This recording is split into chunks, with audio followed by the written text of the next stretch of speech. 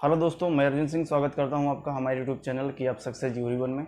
तो आज हम बात करते हैं पॉलिटी की क्लास में संविधान के बारे में बता रहे हैं कि इस संविधान में सबसे पहले हम प्रस्तावना से स्टार्ट करते हैं कि प्रस्तावना क्या है, उद्देशिका या प्रस्तावना क्या होती है, इसके बारे में हम लोग देखने का प्रयास करते हैं। ठीक है, प्रस्तावना क्या है इसके बारे में, इससे बहुत ही ज़्यादा बनने वाले जो क्वेश्चन होते हैं, इससे काफ़ी क्वेश्चन बन जाते हैं। ठीक है, तो यहाँ से हम लोग देखने का प्रयास करते हैं कि संविधान की प्रस्तावना क्या होती है, इससे बनने वाले जितने भी क्वेश्चन हैं हम इसके बारे में आपको बताने का प्रयास करेंगे। ठीक है, तो संविधान की प्रस्तावना के बारे में हम लोग एक एक देखते हैं कि क्या होती है संविधान की प्रस्तावना। ठीक है, तो हेडिंग पड़ेगी प्रस्तावना। प्रस्तावना, प्रस्तावना या इसको बोलते हैं उद्देशिका या उद्देशिका।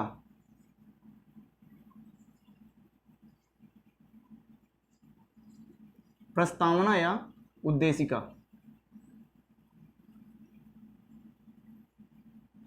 ठीक है, प्रस्तावना या उद्देशिका, इसके बारे में हम लोग देखते हैं। प्रस्तावना या उद्देशिका के बारे में बात करें हम, तो सबसे पहले क्वेश्चन बनता है कि ये जो प्रस्तावना उद्देशिका है ये क्या है। तो यह मुख्य आदर्शों एवं, इसकी बात करें तो यह मुख्य आदर्शों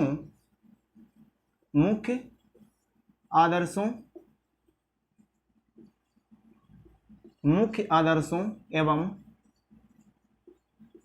आकांक्षाओं, मुख्य आदर्शों एवं आकांक्षाओं का लेख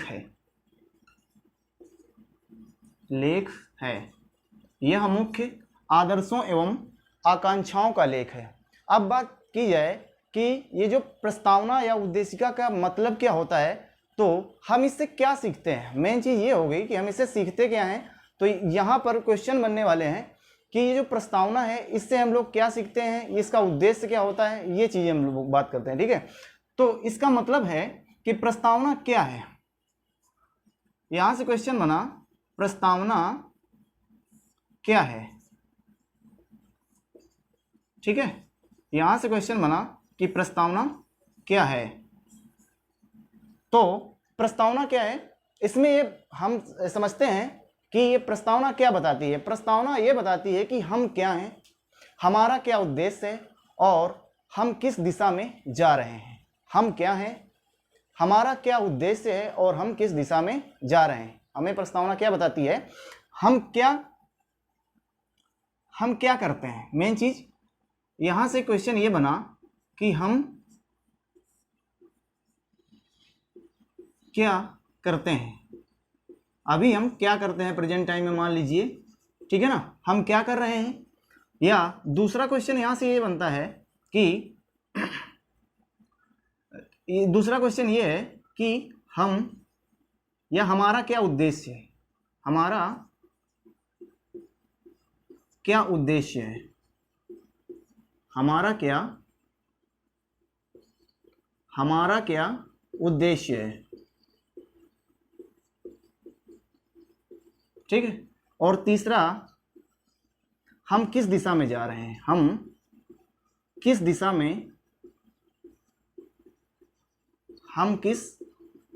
में जा रहे हैं। प्रस्तावना हमें ये बताती है कि हम क्या करते हैं, हमारा क्या उद्देश्य है और हम किस दिशा में जा रहे हैं। अब ये बात ये होती है कि क्या प्रस्तावना संविधान का, जो प्रस्तावना है ये क्या संविधान का अंग है। क्वेश्चन ये बनता है कि क्या प्रस्तावना संविधान का अंग है। क्वेश्चन ये बना कि क्या प्रस्तावना संविधान का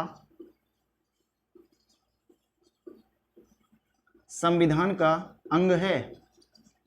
यहां से क्वेश्चन बनता है कि क्या प्रस्तावना संविधान का अंग है, ठीक। तो जब यहां से क्वेश्चन बनता है तो इसके 3 केस आते हैं। सबसे पहला केस है बेरुवाड़ी संघ केस। बेरुवाड़ी संघ केस में बताया गया कि प्रस्तावना संविधान का अंग नहीं है। क्या बताया गया कि बेरुवाड़ी केस सबसे पहला केस है। केस की हम बात करते हैं तो बेरुवाड़ी केस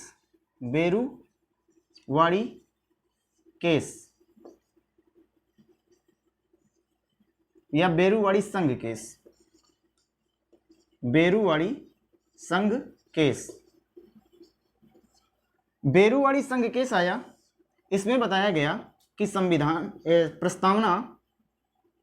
प्रस्तावना संविधान का अंग नहीं है, संविधान का अंग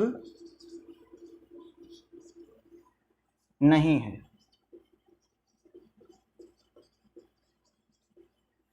बेरुवाड़ी संघ केस में बताया गया कि प्रस्तावना संविधान का अंग नहीं है। यदि कोई ऐसा कोई केस आ जाता है, यदि ऐसा कोई केस आ जाता है कि जो संविधान के कानून या धाराओं में नहीं है और हमें न्याय करना है, ऐसा कोई केस आ गया कि जो हमारे जो संविधान बना है इसके जो धाराएं हैं, जो कानून बना है, जो भी आर्टिकल्स हैं, उसके अंतर्गत ऐसा केस आ गया कि उसके अंतर्गत उसको किस तरह से न्याय दिया जाए, तो वो अगर इस तरह से केस नहीं सॉल्व हो पाता है तो हमें किसका सहारा लेना पड़ता है, तो हम प्रस्तावना का सहारा ले सकते हैं। इस केस में ये बताया गया कि हम अगर कोई ऐसा केस आ जाता है जो हमारा संविधान उस केस को न्याय करने में मौन है या संदिग्ध है, इस केस में हम किसका सहारा लेते हैं, तो इस केस में हम प्रस्तावना का सहारा ले लेते हैं, ठीक है। इस केस में ये बताया गया। दूसरा केस है केशवानंद भारती बनाम केरल राज्य से। दूसरा केस केशवानंद भारती बनाम केरल, केशवानंद भारती बनाम केरल राज्य से। दूसरा केस आया केशवानंद भारती बनाम केरल राज्य से। इसमें बताया गया कि संविधान, जो प्रस्तावना है वो संविधान का अंग है। इसमें बताया गया कि प्रस्तावना संविधान का अंग है। प्रस्तावना क्या है, प्रस्तावना संविधान का अंग है। इसमें बताया गया कि प्रस्तावना जो है संविधान का अंग है, इसमें यह बता दिया गया। और कि अब इसमें क्या कर सकते, जब प्रस्तावना संविधान का अंग है तो इसके मूल ढांचे को परिवर्तित ना करके, इसके मूल ढांचे को छेड़छाड़ ना करके इसमें संशोधन भी किया जा सकता है। तो इसमें बताया गया कि इसके मूल ढांचे को छोड़कर, मूल मूल ढांचे को, इसमें मूल ढांचे को छोड़कर संशोधन भी किया जा सकता है, संशोधन भी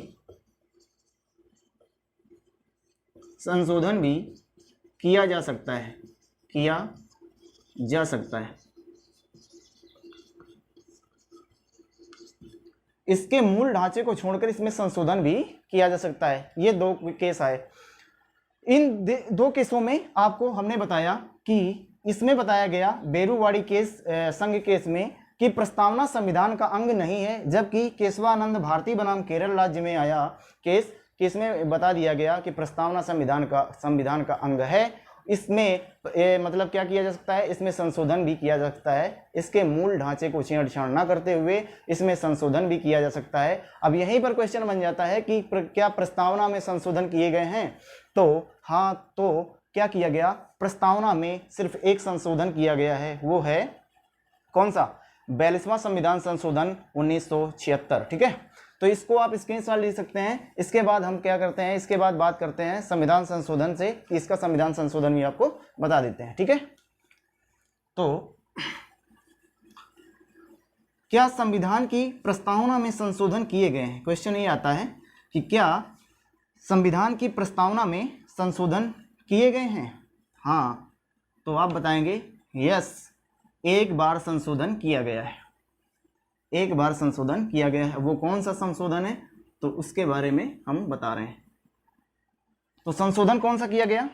प्रस्तावना में संशोधन, प्रस्तावना में या उद्देशिका, इसको उद्देशिका या प्रस्तावना आप लिख सकते हैं, उद्देशिका या प्रस्तावना में एक बार संशोधन किया गया है।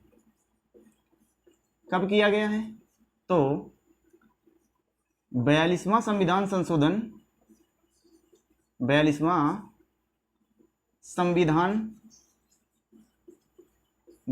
संविधान संशोधन 1976 ईस्वी में। ठीक है, 42वां संविधान संशोधन 1976 ईस्वी में इसमें संशोधन किया गया है। ठीक है, और इस संशोधन में क्या किया गया, तो इस संशोधन के तहत क्या क्या शब्द जोड़े गए थे? तो इसमें जोड़े गए थे समाजवादी, पंथ निरपेक्ष और अखंडता जैसे शब्द जोड़े गए थे, अखंडता जैसे शब्द जोड़े गए थे।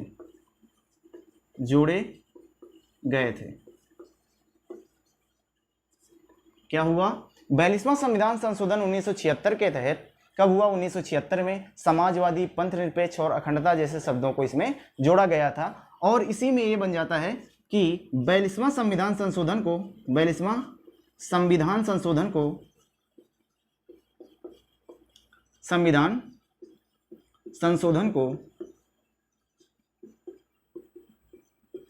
को लघु संविधान के नाम से जाना जाता है, लघु संविधान के नाम से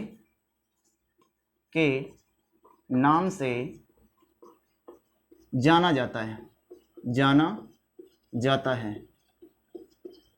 लघु संविधान के नाम से जाना जाता है। लघु संविधान के नाम से किसे जाना जाता है? तो 42वां संविधान संशोधन को जाना जाता है लघु संविधान के नाम से। ठीक है, अब क्या हुआ कि इस 42वें संविधान संशोधन के तहत क्या क्या हुआ? 42वां संविधान संशोधन कब हुआ? 1976 में समाजवादी, पंथ निरपेक्ष और अखंडता जैसे शब्दों को जोड़ा गया। 42वां संविधान संशोधन को लघु संविधान के नाम से जाना जाता है। ठीक है, तो इससे बनने वाले जो क्वेश्चन थे हमने आपको बताया। अब इसके बाद में बात करते हैं हम लोग कि हमने केस के बारे में बता दिया। अब इसके बाद बात करते हैं कि जो इस प्रस्तावना है, तो ये शब्द कहाँ से लिए गए? ठीक है, तो इसको हम मिटा रहे हैं। इसके बाद जो प्रस्तावना का जो शब्द है, ठीक है ना। प्रस्तावना के जो शब्द हैं ना, प्रस्तावना में जो शब्द लिए गए हैं, जो शब्द हैं प्रस्तावना के, तो वो कहाँ से लिए गए हैं, इसकी बात करते हैं हम लोग कि प्रस्तावना के शब्द कहाँ से लिए गए। तो प्रस्तावना के शब्द, प्रस्तावना के शब्द कहाँ से लिए गए हैं। तो प्रस्तावना के जो शब्द हैं वो कहाँ से लिए गए हैं। सबसे पहली बात कि प्रस्तावना के शब्द कहाँ से लिए गए हैं, कहाँ से लिए गए हैं, लिए गए हैं, ये क्वेश्चन बनता है। प्रस्तावना के शब्द कहाँ से लिए गए हैं। फिर प्रस्तावना का विचार, प्रस्तावना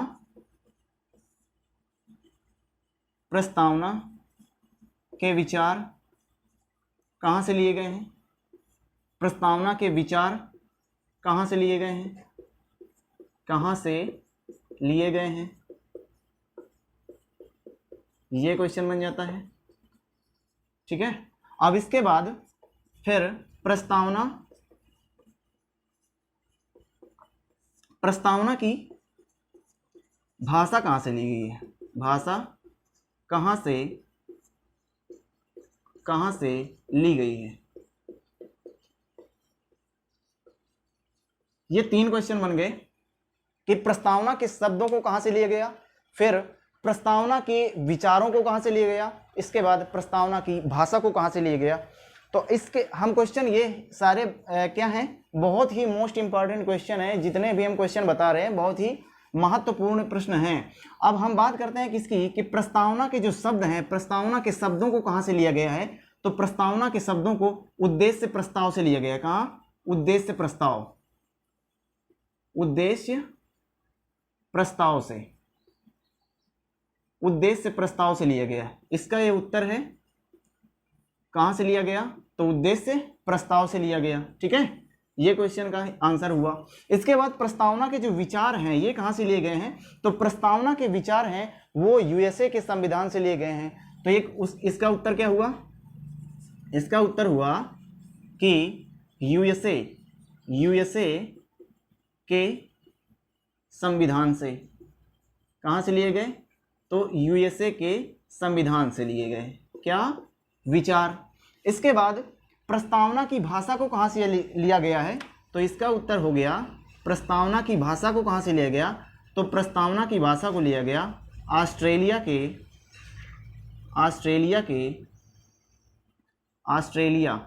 ठीक है, ऑस्ट्रेलिया के संविधान से, ऑस्ट्रेलिया के संविधान से लिया गया। ठीक है, तो ये जो क्वेश्चन है बन गए आपके कितने, ऑस्ट्रेलिया के संविधान से क्या लिया गया, तो ऑस्ट्रेलिया के संविधान से लिए गए प्रस्तावना की भाषा को लिया गया। प्रस्तावना के विचार कहाँ से लिए गए, तो प्रस्तावना के विचार यूएसए के संविधान से लिए गए। ठीक है, यूएसए के संविधान से। अब इसके बाद प्रस्तावना के शब्द कहाँ से लिए गए, तो प्रस्तावना के शब्द उस उद्देश्य प्रस्ताव से लिए गए। यहाँ से ये बहुत ही इंपॉर्टेंट क्वेश्चन है, ये आपको याद रखने हैं। ठीक है, और इसके बाद हम बात किसकी करते हैं, इसके बाद हम बात करने वाले हैं कि जो केस के बारे में हमने बता दिया। इसके बाद हम बात करने वाले हैं कि इनको, संविधान को किन किन विद्वानों ने या किन किन व्यक्तियों ने क्या क्या कहा है, संविधान को क्या बताया, संविधान की आत्मा किसने कहा, संविधान को जन्मपत्री किसने कहा, प्रस्तावना को संविधान की जन्मपत्री किसने कहा, पहचान पत्र किसने कहा, आत्मा किसने कहा। ठीक है, तो इसके बारे में बात करें, जो कि बहुत ही इंपॉर्टेंट क्वेश्चन है, ये सब पूछे जाते क्वेश्चन है। ठीक है, तो अब हम बात करते हैं कि एएन पालकीवाला, एक व्यक्ति हैं एएन पालकीवाला। एएन पालकीवाला ने प्रस्तावना को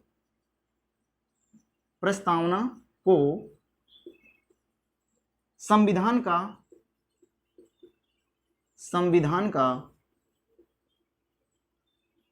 एएन पालकीवाला ने प्रस्तावना को संविधान का परिचय पत्र कहा है। ये बहुत ही इंपॉर्टेंट प्रश्न है जो कि सीधे पूछ लिए जाते हैं, किस व्यक्ति ने प्रस्तावना को संविधान का क्या बताया है। ठीक है, दूसरा प्रश्न यहां से ये बनता है कि संविधान की आत्मा प्रस्तावना को संविधान की आत्मा किसने कहा है? तो प्रस्तावना को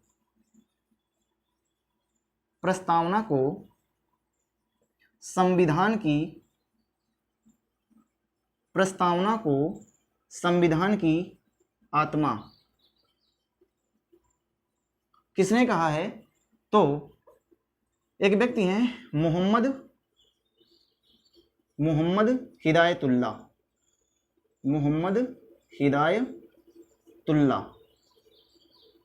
ठीक है। मोहम्मद हिदायतुल्लाह ने प्रस्तावना को संविधान का क्या बताया? आत्मा। संविधान की क्या बताया? आत्मा। तो संविधान की आत्मा किसने कहा? मोहम्मद हिदायतुल्लाह ने। और परिचय पत्र, संविधान का परिचय पत्र, यहां से ये प्रश्न है, संविधान का परिचय पत्र किसने कहा? तो A.N. पालकीवाला ने, ठीक है।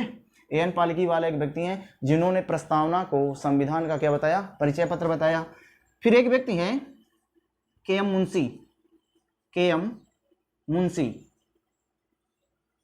मुंशी ने प्रस्तावना को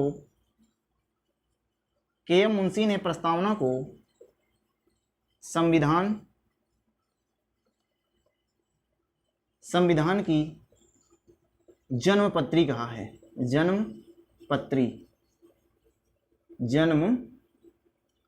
जन्मपत्री कहा है। यहां से हमने क्या बताया? जो भी महत्वपूर्ण प्रश्न हैं हम वो सारे प्रश्न आपको बता रहे हैं कि K.M. मुंशी ने प्रस्तावना को संविधान की क्या बताया है? जन्मपत्री कहा है, ठीक है। अब इसके बाद हम चलते हैं सीधे अब संविधान में प्रस्तावना में, संविधान की प्रस्तावना में चलते हैं। उससे जो शब्द हैं उसके बारे में हम आपको बताते हैं। तो आप इसका स्क्रीनशॉट ले सकते हैं। इसके बाद हम बात करते हैं किसकी? संविधान की प्रस्तावना में चलते हैं, ठीक है। प्रस्तावना या उद्देशिका में सीधे। तो संविधान की प्रस्तावना या उद्देशिका किस तरह से है उसको पढ़ने का प्रयास करते हैं हम लोग, ठीक है। क्या है उद्देशिका या प्रस्तावना, उसको हम लोग देखते हैं, जो कि बहुत ही महत्वपूर्ण है। इससे बनने वाले प्रश्न ज़्यादातर पूछे जाते हैं, ठीक है ना। बहुत ही अच्छे से हमें पढ़ना इसमें। प्रस्तावना, तो प्रस्तावना में हम क्या पढ़ते हैं? प्रस्तावना या जो उद्देशिका है इसमें क्या लिखा हुआ है? तो इसमें लिखा हुआ है सबसे पहला वर्ड जो कि लिखा क्या है कि हम भारत के लोग, यहां शब्द आया कि हम भारत के लोग।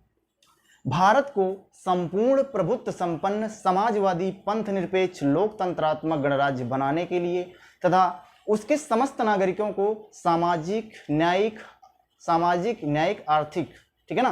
तो ये जो शैली है इसमें हम एक एक करके पढ़ते हैं कि क्या है प्रस्तावना। इसके जो भी शब्द हैं बहुत ही इंपॉर्टेंट हैं, बहुत ही महत्वपूर्ण हैं, उसको हम लोग एक एक देखने का प्रयास करते हैं। अब यहाँ पर शब्द इसमें पहला शब्द आया है हम भारत के लोग। अब ये जो हम भारत के लोग शब्द है, हम भारत के जो लोग शब्द आ गया यहाँ पर, ये कहाँ से लिया गया है?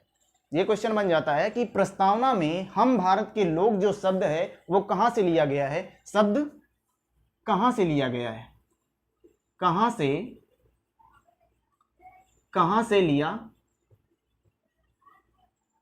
लिया गया है? ये बहुत ही महत्वपूर्ण प्रश्न बन जाता है कि कहाँ से लिया गया है। तो ये लिया गया है यूएनओ के चार्टर से। कहाँ से लिया गया? यूएनओ के चार्टर से या यूएनओ के एक्ट से, ठीक है। यूएनओ के चार्टर या यूएनओ के एक्ट से। यूएनओ को कहते हैं संयुक्त राष्ट्र संघ। इसको इंग्लिश में क्या बोलते हैं? इसको हिंदी में बोलते हैं संयुक्त राष्ट्र संघ, इंग्लिश में बोलते हैं यूनाइटेड नेशन ऑर्गेनाइजेशन, ठीक है। इसके बाद यूनियन नेशन ऑर्गेनाइजेशन ये हो गया। अब इसके बाद हम बात करते हैं किसकी? कि हम भारत के लोग के बारे में हमने बताया। अब इसमें सेकंड आता है हम भारत के लोग, भारत को संपूर्ण प्रभुत्व संपन्न, एक शब्द आ गया संपूर्ण प्रभुत्व संपन्न, संपूर्ण प्रभुत्व संपूर्ण प्रभुत्व संपन्न,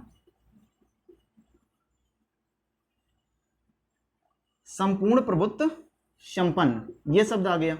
ये जो संपूर्ण प्रभुत्व संपन्न है, इसका मतलब क्या होता है? संपूर्ण प्रभुत्व संपन्न का मतलब है भारत अपने सारे मतलब भारत अपने अपने मतलब कोई भी फैसले लेने के लिए स्वतंत्र है, आंतरिक या बाह्य किसी भी शक्तियों से, किसी भी शक्तियों का इस पर कोई भी प्रभाव नहीं है, और ये अपने आंतरिक या बाह्य मामले में अपने सारे निर्णय लेने के लिए स्वतंत्र है। तो भारत अपने सभी फैसले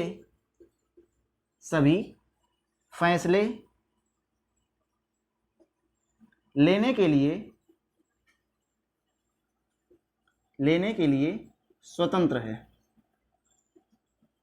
वो चाहे संधि हो या किसी देश के साथ संधि हो या कोई समझौते हों, क्या हों? समझौते हों। इसमें भारत क्या है? सोवरेन स्टेट है, सब संप्रभु है, ठीक है ना, संप्रभु देश है, संपूर्ण प्रभुत्व संपन्न देश है। प्रभुत्व संपन्न का मतलब है कि भारत सभी निर्णय अपने सभी निर्णय स्वयं ही ले सकता है, इस पर किसी देश का या किसी बाहरी शक्तियों का कोई दबाव नहीं है। जैसे हमें क्या करना था, हमने नोटबंदी करनी थी, हमने कर दिया, हमने जीएसटी लागू करनी थी, हमने कर दिया। तो जो भी निर्णय है वो भारत ले सकता है, ठीक है। अब हम बात करते हैं किसकी? यहाँ पर हमने बताया हम भारत के लोग, दूसरा शब्द यहाँ पर आया संपूर्ण प्रभुत्व संपन्न। इसके बाद आता है शब्द समाजवादी पंथ निरपेक्ष। समाजवादी शब्द बताएंगे हम, समाजवादी शब्द समाजवादी का मतलब होता है या समाजवाद से समाजवादी, और यहाँ पर शब्द आया समाजवाद, ठीक है। भारत मिश्रित और लोकतांत्रिक देश है। भारत कैसा है? मिश्रित समाजवाद या लोकतांत्रिक देश है। तो यहाँ पर आप लिखेंगे भारत मिश्रित समाजवाद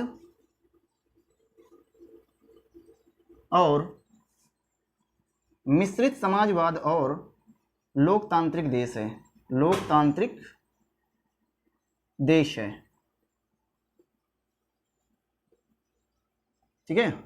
अब ये समाजवाद का मतलब क्या होता है कि जैसे समाजवाद का आप मतलब समझ रहे हो कि इसका मतलब ये है कि अगर किसी देश में समाजवाद कम है, मान लीजिए अगर किसी देश में समाजवाद क्या है? कम है, तो वो देश कैसा होगा? वो समाजवादी देश होगा। कैसा? वो कैसा समाजवादी देश होगा? तो वो कम समाजवादी देश। अगर किसी भी देश में समाजवाद कम है तो कैसा होगा? समाजवादी होगा। इसके बाद अगर किसी देश में समाजवाद ज्यादा है तो साम्य समाजवादी देश होगा। अगर किसी देश में हमने क्या बताया? अगर मिश्रित, भारत कैसा देश है? मिश्रित समाजवादी लोकतांत्रिक देश है। अगर किसी देश में समाजवाद कम है तो वो लोकतांत्रिक समाज में आएगा, समाजवादी कहलाएगा। इसके बाद अगर कोई भी कंट्री है, कोई भी देश है, अगर इसमें समाजवाद ज्यादा है तो साम्य समाजवाद में आता है, साम्यवादी समाजवाद के अंतर्गत आ जाता है। तो इसमें क्या आता है कि अगर कम समाजवाद अगर है, कम समाजवाद क्या कहलाता है? कम समाजवाद क्या कहलाएगा? लोकतांत्रिक।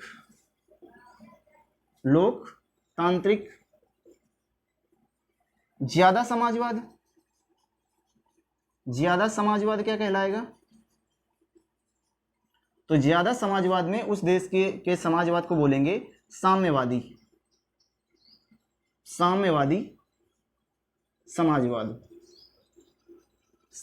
समाजवाद के अंतर्गत उसको लाते हैं। हमने ये 3 शब्द आपको बताए, हम भारत के लोग, संपूर्ण प्रभुत्व संपन्न, समाजवादी। अब बात आती है कि पंथ निरपेक्ष।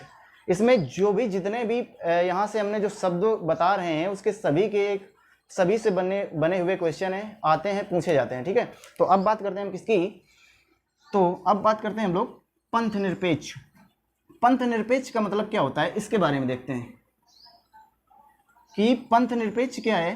पंथ निरपेक्ष कहें तो कि धर्म के आधार पर स्टेट 3 प्रकार के होते हैं। धर्म के आधार पर स्टेट 3 प्रकार के होते हैं। हम संविधान में पढ़ते हैं कि धर्म के आधार पर पंथ निरपेक्ष की बात कर रहे हैं हम लोग, पंथ निरपेक्ष, पंथ निरपेक्ष, ठीक है। तो धर्म के आधार पर, धर्म के आधार पर, धर्म के आधार पर राज्य तीन प्रकार के होते हैं, तीन प्रकार के होते हैं। धर्म के आधार पर राज्य कितने प्रकार के होते हैं? तीन प्रकार के। नंबर एक, कैसा? धर्म के आधार पर कितने प्रकार के? तीन प्रकार के। तो सबसे पहला कैसा हो गया कि नास्तिक, नास्तिक राज्य। दूसरा सैद्धांतिक, सैद्धांतिक राज्य। और तीसरा क्या बोलेंगे? नंबर एक हो गया नास्तिक राज्य, दूसरा सैद्धांतिक राज्य और तीसरा पंथ निरपेक्ष, पंथ निरपेक्ष। इसको हम लोग देखते हैं कि ये क्या है। ये राज्य पंथ निरपेक्ष राज्य, ठीक है। यहां से धर्म के आधार पर हमने क्या कितने बताया? धर्म के आधार पर जो राज्य होते हैं वो तीन प्रकार के होते हैं। सबसे पहले हमने बताया नास्तिक राज्य, फिर दूसरा सैद्धांतिक राज्य और तीसरा पंथ निरपेक्ष राज्य। नास्तिक राज्य का मतलब है कि वो राज्य जो सभी धर्मों का विरोध करता है, वो राज्य जो सभी धर्मों का विरोध करता है, वो राज्य जो सभी धर्मों का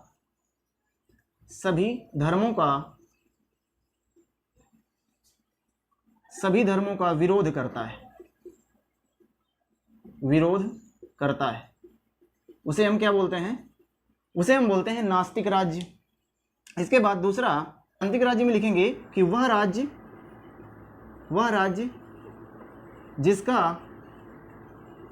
जिसका कोई विशेष धर्म नहीं है, जिसका कोई विशेष धर्म नहीं है, ठीक है, वो सैद्धांतिक राज्य के अंतर्गत आ जाता है। अब इसके बाद क्या है कि पंथ निरपेक्ष राज्य। इसमें वह राज्य जिसका कोई विशेष धर्म नहीं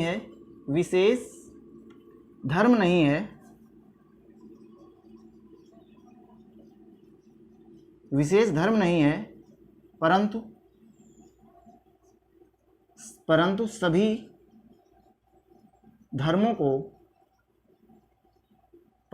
धर्मों को मान्यता देता है,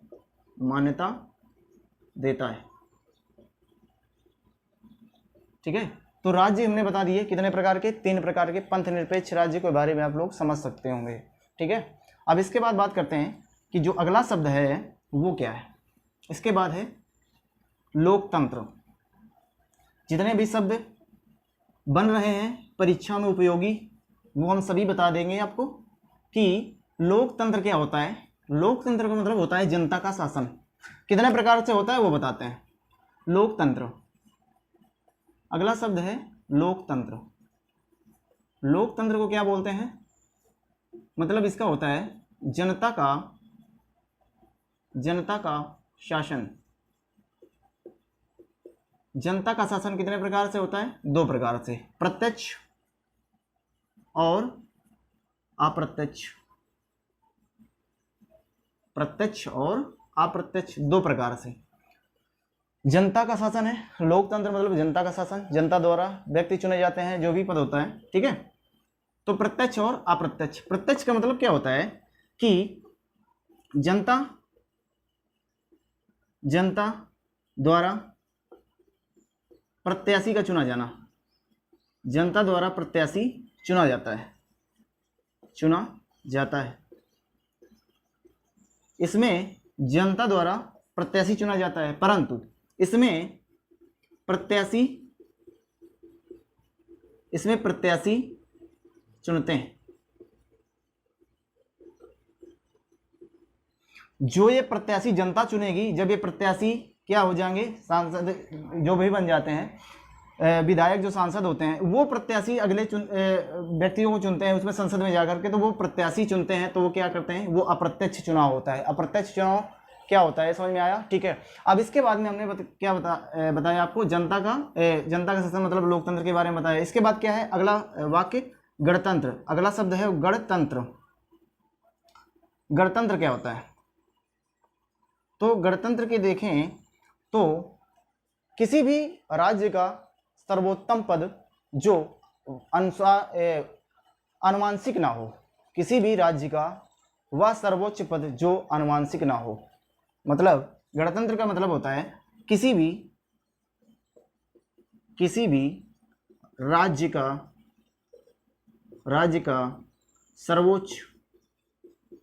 सर्वोच्च पद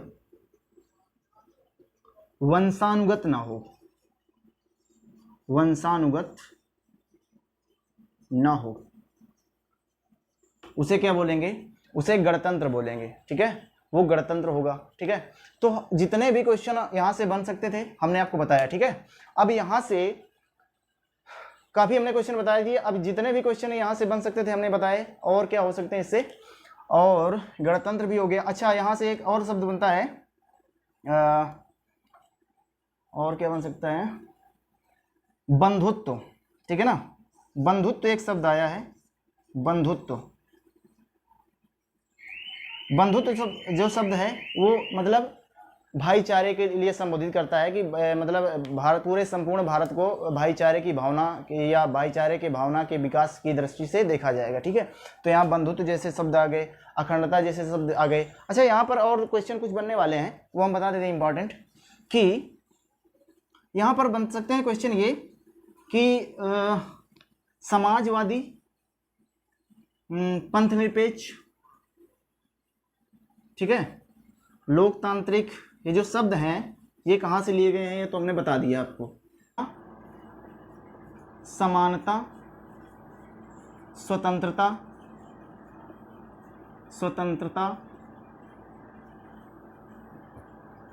और बंधुत्व जैसे शब्द, बंधुत्व जैसे शब्द कहाँ से लिए गए हैं, ये क्वेश्चन आ जाता है, कहाँ से लिए गए हैं,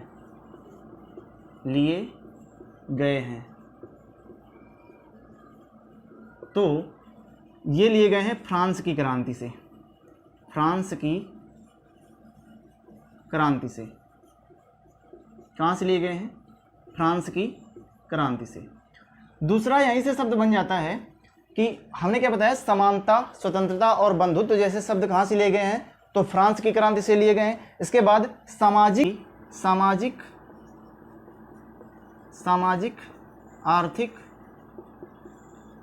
आर्थिक और राजनीतिक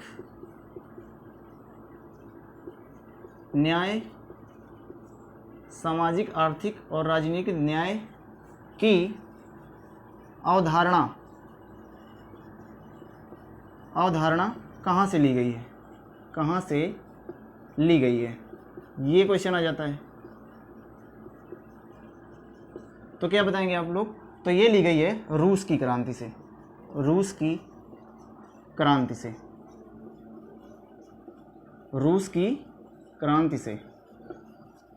यहाँ से बहुत ही महत्वपूर्ण प्रश्न बन जाते हैं। ठीक है, ये बनने वाले प्रश्न हैं। सामाजिक, आर्थिक, राजनीतिक न्याय की अवधारणा कहाँ से ली गई है, तो रूस की क्रांति से।